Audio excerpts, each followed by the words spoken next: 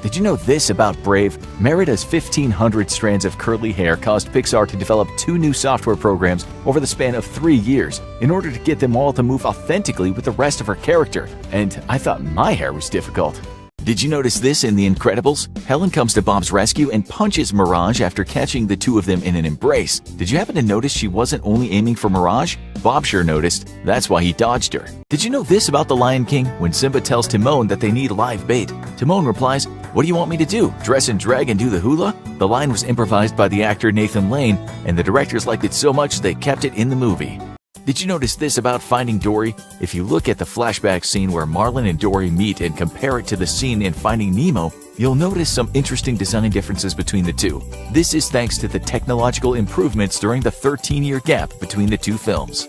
Did you notice this in Wall-E? Take a look at the literal mountains of trash and you'll find not just nuclear plants but wind turbines built on top of the waste. The filmmakers added this detail to show it was too late by the time mankind decided to convert to clean energy.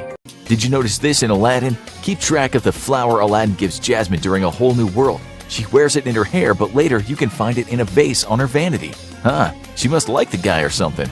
Did you know this about Heat? Marines and Army Rangers use a clip of Val Kilmer changing his mag during the shootout as an example of proper reload technique. He even bangs the magazine on the car bumper to seat the bullets before inserting it into the weapon. Did you know this about Lady and the Tramp? The opening scene, where Darling unwraps a hat box on Christmas morning and finds Lady inside, is apparently based on Walt Disney's own experiences. He accidentally stood his wife up for a dinner date, and so he presented her with the same cuddly surprise in a hat box to make up for his mistake.